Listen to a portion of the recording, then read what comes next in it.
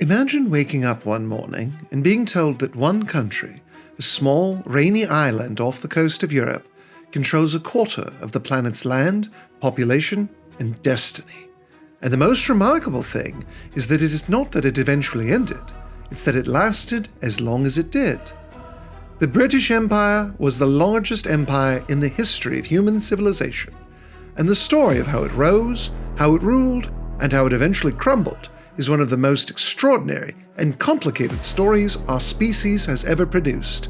It is a story that still divides historians, politicians, and ordinary people today, because it contains within it almost every extreme of human behavior: breathtaking courage and cold-blooded cruelty, genuine idealism and naked greed, moments of remarkable progress and moments of profound shame. It stretches across 1,000 years of human ambition, from a kingdom that barely held itself together to an empire that held a quarter of the world, and it is a story that deserves to be told without shortcuts. So, let's start at the very beginning. The year is 878 AD, and there is no British Empire. There's barely a Britain, and the man who would plant the seeds of one of history's greatest powers is hiding in a swamp, praying he doesn't get caught. His name is King Alfred, and right now, he is not great.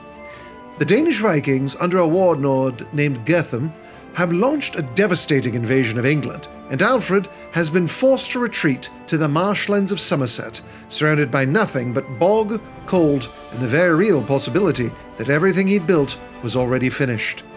But Alfred used that swamp as a war room.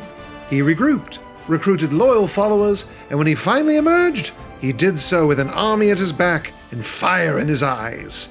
At the Battle of Edington, he did not just defeat Guthrum, he negotiated with him too, forcing the Viking leader to sign the Treaty of Wedmore, a peace agreement that was actually quite sophisticated for its time, officially recognizing Viking-controlled territory while securing stability for the Anglo-Saxons. Alfred wasn't just a warrior, he was also a scholar and a lawmaker who modernized English governance, translated Latin texts into the vernacular so ordinary people could access them, and he built a navy from scratch. His grandson, Adelson, would complete the project of unification, and by 927 AD, England stood as a single kingdom for the first time. No one in that era could have possibly imagined what that small, rain-soaked kingdom would one day become. Once a kingdom stabilizes, it tends to look outward, and England was no exception. In 1171, King Henry II sailed to Ireland with a retinue of knights and soldiers and demanded submission from the Irish kings and chieftains. When the Irish bishops formally recognized him as sovereign rule at the Council of Cashel, Ireland became the first colony of England. Whether this was a straightforward conquest or a more complicated political arrangement has been debated for centuries, and the answer is probably somewhere in between. What is certain is that it marked the beginning of a relationship between England and Ireland that would be painful, contentious, and enormously consequential for both peoples for the next 800 years. Wales followed under King Edward I, who combined military force with castle building on a grand scale, constructing fortifications at Conwy, Caernarfon, and Harlech that still stand today and are genuinely among the most impressive architectural achievements of medieval Europe. Then came the 100 Years' War with France, followed by the War of the Roses, England tearing itself apart in a dynastic civil conflict that drained the country's resources and attention for decades. For a long period, England was too consumed by its own affairs to think seriously about the wider world, but the world, as it tends to do, changed anyway. In 1492, Christopher Columbus sailed west and encountered the Americas, and the discovery transformed European ambition overnight. Suddenly, there was an enormous amount of new world to claim, and the competition was immediate and ferocious. Spain and Portugal moved fastest, establishing themselves across South America with stunning speed. France settled in Quebec. England, preoccupied with internal politics, was dangerously behind. The man who changed that was an Italian explorer named Giovanni Caboto, who approached King Henry VII with a proposal to sail west in search of a route to Asia and to claim whatever he found for the English crown. In May of 1497, now going by the Anglicanized name of John Cabot, he set sail from Bristol aboard a small ship called the Matthew, with 18 men, and crossed the Atlantic in roughly 5 weeks, an extraordinary feat of seamanship and nerve. He landed somewhere along the east coast of North America and claimed it for England, and although the exact location is still debated by historians, the significance is not. England had entered the global competition. It's worth pausing here to note something that gets lost in the grand narrative of European exploration. The lands these explorers were claiming were not empty. They were home to a sophisticated, long-established civilizations whose own histories stretched back thousands of years. The story of exploration and the story of displacement are the same story, and keeping both in view is the only way to truly understand what actually happened. While explorers were planting flags across the Atlantic, England was going through a religious transformation that would reshape the country's identity and drive colonization in ways that nobody could have anticipated. King Henry VIII needed a male heir. His marriage to Catherine of Aragon had only produced one surviving child, and he asked the Pope for an annulment on the grounds that the marriage had been canonically invalid from the start. The Pope refused, partly due to the political pressure of Catherine's nephew, the Emperor Charles V of Spain. Henry's response was the Act of Supremacy of 1534, which severed England from the Roman Catholic Church and made the king the head of a new Church of England. Historians still debate how much of this was genuine theological conviction and how much was political convenience, and the honest answer is that it was clearly a great deal of both. What followed was decades of religious turmoil as the country swung between Protestantism and Catholicism depending on who sat on the throne.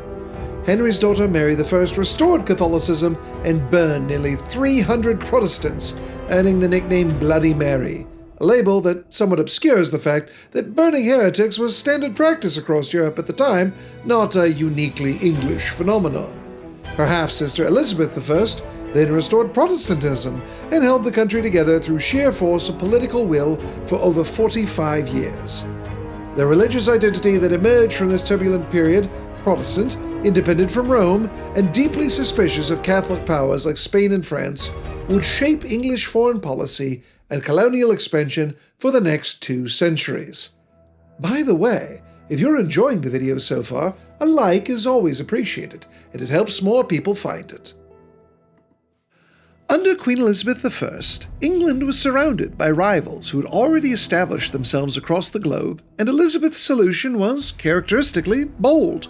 She commissioned a group of privateers, effectively state-sanctioned pirates, known as the Sea Dogs, and she gave them a legal license to disrupt Spanish shipping and project English power on the high seas. From a purely strategic standpoint, it was a brilliant and cost-effective way to challenge a much wealthier rival. From a moral standpoint, it opened a door through which something truly terrible would walk. One of the first Sea Dogs was John Hawkins, and on a voyage to the Canary Islands, he encountered the Atlantic slave trade and immediately understood its profitability. In 1562, he sailed to Sierra Leone, captured 300 Africans by force, transported them across the Atlantic in truly horrific conditions, and sold them in the Caribbean. When he returned to England, he was knighted. The message this sent to every ambitious English merchant was clear and devastating. The enslavement of Africans was not only acceptable, it was something the Crown would reward. It is impossible to tell the story of the British Empire honestly without placing the slave trade near the center of it, not as a footnote, but as a structural feature. The wealth generated by enslaved labor funded the expansion of the empire, built country houses across England, and enriched institutions that still exist today. That is simply the historical record. At the same time, the Sea Dog era also produced Francis Drake, who, between 1577 and 1580, became the first Englishman to circumnavigate the globe, a genuinely extraordinary feat of navigation and endurance that demonstrated what English seamanship was truly capable of. The same era that produced the slave trade also produced some of the most remarkable feats of exploration in human history, and both things can be true simultaneously. By 1588, Spain had decided it had tolerated enough English provocation and assembled what it believed would be an unstoppable naval force, the Spanish Armada. 130 ships and around 30,000 men with a clear mission to invade England and end Elizabeth's Protestant reign once and for all. What followed was one of the most celebrated naval engagements in British history, and also, it should be said, one of the most consequential strokes of luck. The English strategy of using fast, maneuverable ships to harry the larger Spanish vessels was genuinely clever, and the use of fire ships to break the Armada's formation showed real tactical ingenuity. But it was ultimately the weather that finished the job, as Atlantic storms battered the retreating fleet around Scotland and Ireland with devastating effect. England celebrated a great victory, and the victory was real, even if nature deserved much of the credit. Emboldened, England decided to push harder into the New World. The Jamestown settlement of 1607 was England's first permanent American colony, and it nearly collapsed completely. Disease, starvation, and conflict with the Powhatan Confederacy killed the vast majority of early settlers, and the colony only survived because of tobacco cultivation introduced by John Rolfe, combined with increasingly coercive and eventually violent displacement of the native people who had initially been willing to trade and coexist. The story of Jamestown is simultaneously one of extraordinary human perseverance and one of dispossession and exploitation, and it set the template for much of what followed. The Pilgrim Voyage of 1620s tells a similarly complex story. The passengers of the Mayflower were genuinely courageous people seeking religious freedom, and their survival through a brutal first winter was a remarkable human achievement. They also benefited enormously from the devastation that European diseases had already inflicted on the indigenous population, settling on land that had been cleared and farmed by the Wampanoag people before epidemic wiped out entire villages. William Bradford, the colony's governor, acknowledged this openly in his own journals. The Pilgrims were brave, but they were also fortunate in ways they didn't fully reckon with. While settlements were being built across the Atlantic, England was tearing itself apart at home in a civil war that raised genuinely important questions about the nature of power and governance. King Charles I governed as though Parliament existed only to rubber-stamp royal decisions, and the tension between his conception of divine right monarchy and Parliament's insistence on its own authority eventually became irreconcilable. The English Civil War that erupted in 1642 was not simply a power struggle between ambitious men. It was a real argument about who should govern and how, an argument whose outcome shaped constitutional democracy in ways that still resonate today. Oliver Cromwell, who emerged from that conflict as England's ruler, is one of history's most genuinely complicated figures. He was a man of sincere religious conviction who fought for the principle of parliamentary governance and who introduced genuinely progressive legal reforms. But he was also a man who oversaw the massacres of thousands of Irish civilians at Drogheda and Wexford. He banned Catholicism in Ireland and confiscated Catholic land on a scale that would reshape Irish society for generations. He transformed the Scottish Highlands by abolishing the communal clan system and imposing individual land ownership, a change that he believed would modernize and improve Scottish society and that many Scots experienced as the destruction of their entire way of life. Cromwell is a figure who resists easy summary, which is perhaps the most honest thing that can be said about him. When Cromwell died in 1658 and the monarchy was restored under Charles II, England returned to the project of building an empire with renewed energy. Charles established trading monopolies in Africa, founded the province of Carolina, and seized the Dutch colony of New Amsterdam on the tip of Manhattan in a remarkably peaceful transfer, the Dutch governor surrendering after being assured that property rights and religious freedoms would be respected. The colony would become New York, and the Hudson Bay Company established in Canada still operates today as the oldest commercial operation in North America. The Glorious Revolution of 1688, which replaced the Catholic James II with the Protestant William of Orange, produced the Bill of Rights in 1689 and formally established parliamentary supremacy over the monarchy. England had become, genuinely and significantly, a constitutional democracy, a development that would eventually make it a model for political reformers around the world, including the very colonies it was simultaneously exploiting. The contradiction between England's domestic commitment to rights and liberties and its external practice of conquest and enslavement is not a minor irony. It is one of the central tensions of the entire imperial story. By the mid-1700s, Britain and France were locked in a global competition for colonial dominance that erupted in the 7 Years' War, a conflict fought simultaneously across North America, India, the Caribbean, and Europe between 1756 and 1763. It was, by any reasonable definition, the first true World War, and Britain won it comprehensively. In India, Robert Clive's victory at the Battle of Plassey, achieved partly through military skill and partly through the bribery of the opposing commander's key generals, gave Britain effective control of Bengal and began the transformation of the East India Company from a trading enterprise into a political power. In Canada, the dramatic scaling of the cliffs below Quebec City and the subsequent Battle of the Plains of Abraham broke French power in North America definitively. James Cook's charting of Australia's eastern coast opened yet another continent to British ambition. The peace settlement of 1763 left Britain in a position of extraordinary global strength, and it also left Britain with an enormous war debt and a restive population of American colonists who had fought in that war and were about to present Britain with a bill of their own. The American Revolution is often told as a straightforward story of freedom versus tyranny, but the reality was considerably more nuanced. The colonists' grievances about taxation without representation were genuine and legitimate, but they were also expressed by people who had themselves dispossessed indigenous populations and who, in the southern colonies, relied entirely on enslaved labor for their prosperity. The ideals of the Declaration of Independence were real and genuinely radical for their time, and they were articulated in a society that practiced chattel slavery.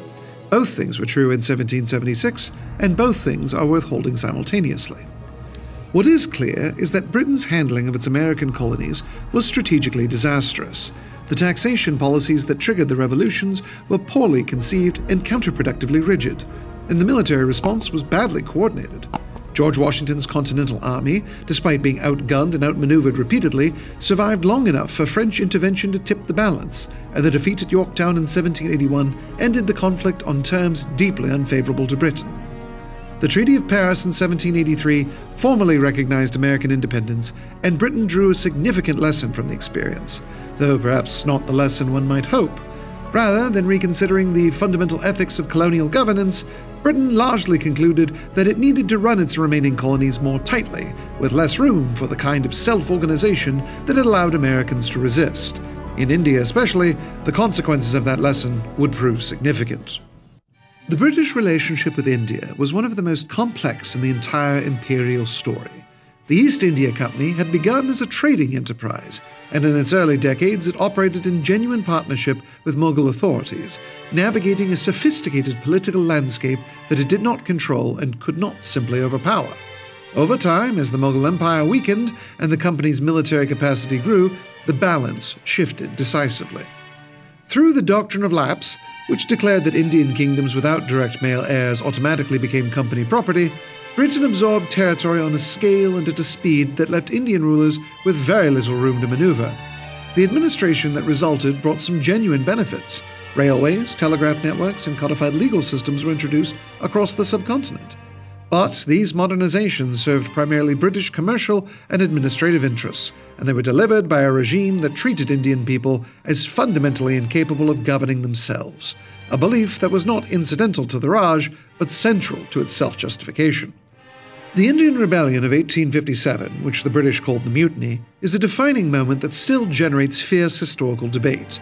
The immediate trigger was a rumor about rifle cartridges, but the underlying causes were decades of accumulated resentment at land confiscations, the destruction of traditional power structures, and the relentless cultural condescension of colonial administration. The rebellion was suppressed with great brutality, and its aftermath produced the British Raj, direct crown rule under Queen Victoria's Empress of India, with a council in London holding total authority over hundreds of millions of people who had no representation in any of the decisions that governed their lives. The Berlin Conference of 1884, at which 14 European nations divided Africa among themselves without a single African representative in the room, represents something important to understand about how empires justified themselves. The rhetoric of the conference was almost entirely about civilization, about bringing order, Christianity, and modernity to a continent that European powers characterized as primitive and ungoverned. The reality was a land grab, driven by economic competition and strategic calculation. Britain emerged from the scramble, controlling vast territories across East, West, Central, and Southern Africa. In some regions, particularly West Africa, British administration did eventually produce infrastructure, educational institutions, and legal frameworks that lasted beyond the colonial period, and that some historians argue provided genuine long-term benefits. In other regions, the extraction of resources and the suppression of local governance left legacies of poverty and instability that persisted for generations. The Boer War in South Africa demonstrated the empire at its most self-contradictory. Britain went to war partly over the rights of British citizens in Boer-controlled territories, framing the conflict in the language of liberal values, and then prosecuted that war using concentration camps in which tens of thousands of Boer civilians died. The camps were not deliberately designed as instruments of mass killing, but the conditions in them were negligently lethal, and the international outrage they generated forced a genuine reckoning within Britain about the methods that were being used in the empire's name. World War I changed the relationship between Britain and its empire in ways that proved irreversible. Soldiers from India, Australia, New Zealand, Canada, and Africa contributed enormously to the Allied war effort, fighting in conditions of extraordinary hardship across multiple theaters. The Gallipoli campaign, which cost Australian and New Zealand forces alone more than 11,000 dead, became a foundational national trauma for both countries and fundamentally altered how they understood their relationship to Britain. The soldiers who survived returned home, having fought alongside men from every corner of the empire and having seen the British military establishment make catastrophic errors. The deference that had sustained imperial loyalty was gone. In India, the Amritsar massacre of 1919, in which General Dyer ordered his troops to fire on a peaceful crowd in an enclosed garden and 1,500 people were killed, was a turning point from which the moral authority of the Raj never recovered. The British government's initially muted response to the massacre, and the fact that Dyer received a hero's welcome from sections of the British press, told Indian political leaders everything they needed to know about the limits of working within the imperial system. Gandhi's response was to propose something genuinely revolutionary, a mass movement of non-violent civil disobedience that would make the empire impossible to administer without revealing its coercive foundations to the entire world. The Salt March of 1930 was a masterpiece of political theater and genuine moral courage, and it worked not because it defeated Britain militarily, but because it made the cost of maintaining the Raj, in terms of international reputation and domestic Indian resistance, steadily untenable. Ireland's path was different but equally significant. The partition of 1921 gave most of Ireland self-governance while keeping the 6 northern counties within the United Kingdom, a compromise that satisfied almost nobody and created a vision whose consequences continued to generate violence for decades. It was, like so many British colonial settlements, a solution designed to manage British strategic interests rather than to address the underlying conflict in a way that might actually resolve it. World War II completed what World War I had begun. Britain emerged from the war on the winning side, but financially exhausted, politically changed, and holding an empire that was clearly dismantling itself regardless of what London wanted.